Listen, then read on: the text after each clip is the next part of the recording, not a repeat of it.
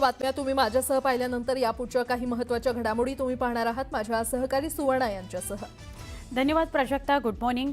पुढच्या बुलेटिनकडे वळूया। महाराष्ट्रातल्या गावकुसातल्या सगळ्या महत्त्वाच्या बातम्या। बुलेटिनची सुरुवात हेडलाईन्स। हेडलाईन्स प्रायोजक राम बंधू लोणचे। आता प्रत्येक जण जिंकेल।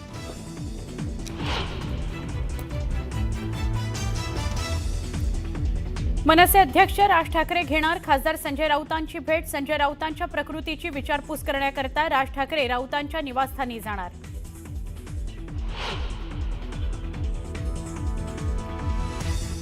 आमच्याविषयी धूळफेक केली, आता मात्र लाचारीची वेळ आली आहे। उद्धव ठाकरेंची एकनाथ शिंदेंवर घणाघाती टीका।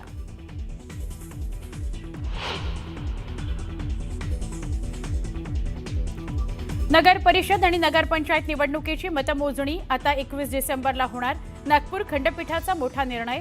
अखेरच्या क्षणी असे घोळ भविष्यात टाळा। आयोगावर औरंगाबाद खंडपीठाचेही ताशेरे।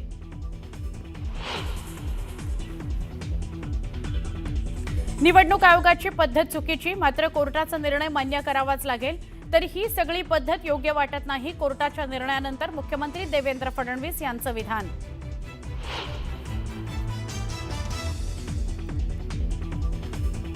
गौरी पालवे गर्जे आत्महत्या प्रकरणी पीए अनंत गर्जेला 14 दिवसांची न्यायालयीन कोठडी। अनंत गर्जेची मानसशास्त्रीय तपासणी होणार। पीएमओ होणार सेवा तीर्थ, तर राजभवन आता लोकभवन म्हणून ओळखलं जाणार। मोदी सरकारकडून शासनातील कर्तव्य, पारदर्शकता आणि लोकसेवेच्या भावनेला अधोरेखित करण्याकरता निर्णय।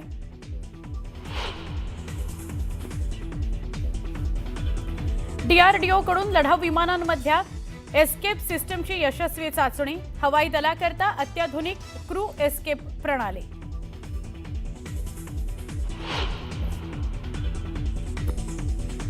पुतीन यांच्या भारत दौऱ्यापूर्वी रशिया आणि भारतादरम्यान मोठ्या संरक्षण व्यवहाराला मंजुरी।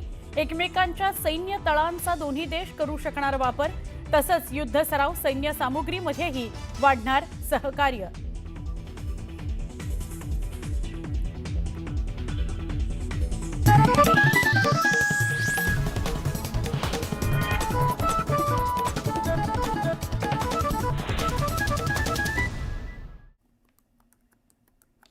नमस्कार। बुलेटिनला सुरुवात करूया आणि बुलेटिनची सुरुवात एका मोठ्या बातमीने करूयात। राज्यातील सगळ्या नगर परिषद आणि नगरपंचायत निवडणुकीसाठीची मतमोजणी आता येत्या 21 डिसेंबरला होणार आहे। मतमोजणी आज होणार होती, पण ती पुढे ढकलण्यात आली आणि 21 डिसेंबरला ही मतमोजणी होणार आहे। निवडणुकीचे निकाल 21 डिसेंबरला एकत्रित जाहीर करण्याचा निर्णय हायकोर्टाच्या नागपूर खंडपीठाने घेतलेला आहे। राज्यातील नगर परिषद आणि नगरपंचायत निवडणुकीच्या निकालाबाबत उच्च न्यायालयाच्या नागपूर खंडपीठाने महत्त्वाचा निकाल दिलाय। मंगळवारी मतदान झालेलं असलं तरी त्याचे निकाल 21 तारखेला जाहीर होणार आहेत। या निवडणुकीचे एक्झिट पोल सुद्धा 20 तारखेलाच निवडणूक संपल्यानंतर अर्ध्या तासाने जाहीर करता येतील, असं कोर्टाने स्पष्ट केलंय।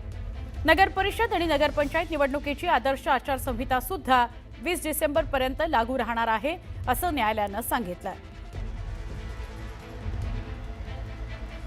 खंडपीठाने दिलेला निकाल असेल तर तो सर्वांना मान्यच करावा लागेल। पण आता जवळपास गेले 25-30 वर्ष किंवा त्याहीपेक्षा जास्त मी स्थानिक स्वराज्य संस्थांच्या निवडणुका पाहतोय, पण असं पहिल्यांदा घडतंय की घोषित केलेल्या निवडणुका पुढे चाललेल्या आहेत, त्याचे निकाल पुढे चाललेले आहेत। मला असं वाटतं की एकूणच ही जी काही सगळी पद्धती आहे ही पद्धती काही फार योग्य वाटत नाही। अर्थात खंडपीठ स्वायत्त आहे, त्यांनी निकाल दिला तर तो सगळ्यांना मान्य करावा लागेल। केवळ 24 ठिकाणी निवडणुका व्हायच्यात म्हणून 284 पैकी सगळी मतमोजणी पुढे करणं हे मला तरी योग्य वाटत नाही।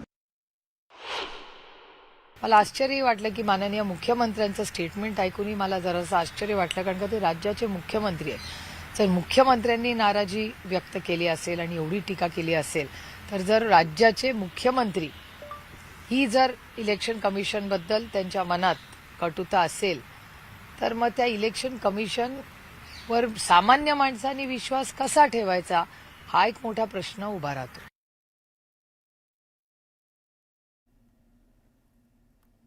दरम्यान या संदर्भात शिंदेच्या शिवसेनेचे खासदार नरेश म्हस्के यांनी मात्र कोर्टाच्या निर्णयाचं स्वागत केलं.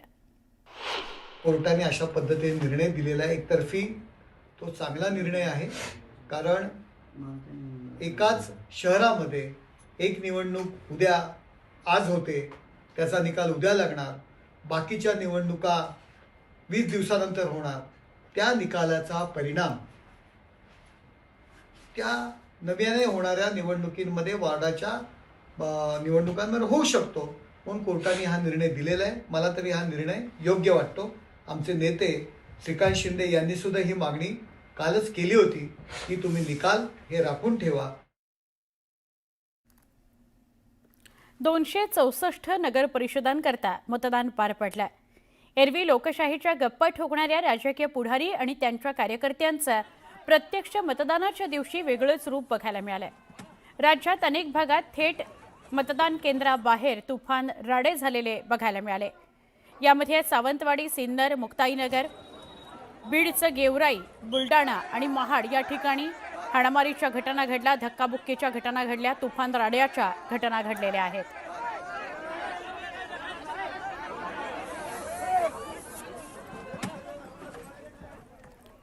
बुलडाण्यामध्ये मतदान केंद्राबाहेरच राडा झाला. शिवसेना आमदार संजय गायकवाड यांच्या मुलानं पोलिसांनाच आव्हान दिल्याचं बघायला मिळालं.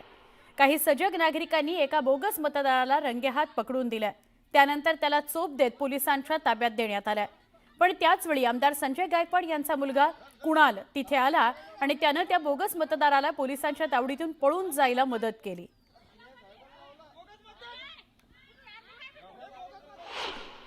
बुलढाण्यामध्ये बोगस मतदान करताना तर दिसतेच आहे, पण तिथल्या उमेदवाराचा मुलगा त्या मतदाराला पळवताना सुद्धा या व्हिडिओमध्ये दिसतं. याच्यावरून लक्षात येईल की त्यांनी प्रचंड प्रमाणात बोगस मतदार तिथे आणले आहेत आणि अशा मतदारांच्या मार्फत जर मतदान होत असेल तर लोकशाहीची थट्टा आहे.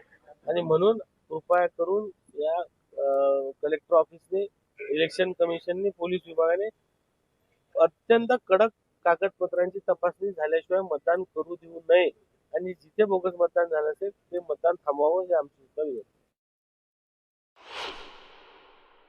जेव्हा काँग्रेसच्या कार्यकर्त्यांनी बोगस मतदार पकडले त्यावेळेस स्थानिक आमदारांच्या परिवारातील लोक येऊन त्या ठिकाणी पोलिसांशी हुज्जत घालतात आणि इथले ठाणेदार जे आहेत ते म्हणतात मी नॉमिनल कारवाई करतो. म्हणजे ही लोकशाहीची थट्टा यांनी लावलेली आहे. जो गुंडागर्दीचा जो आरोप होत होता, जो भ्रष्टाचाराचा आरोप होता, आज त्यांनी त्यांच्या वर्तणुकीतून आम्ही भ्रष्ट आहोत आणि आम्ही गुंडागर्दीला प्राधान्य देणार आहोत हे त्यांनी सिद्ध केलेलं आहे. मतदान बोगस करून घेणे, गाड्या भरभरून ग्रामीण भागातील मतदान शहरात आणलंय, हे मोठ्या प्रमाणावर अशा घटना या दुर्दैवाने घडून येत असताना आढळून येत आहे. नगर परिषदेच्या निवडणुकीमध्ये सिंधुदुर्ग जिल्हा सर्वाधिक चर्चेत आला. तो म्हणजे शिवसेना आणि भाजपमधल्या वादामुळे. मतदान संपायला काहीच तास शिल्लक राहिलेले असताना शिवसेना आणि भाजप कार्यकर्त्यांमध्ये तुफान राडा झाला.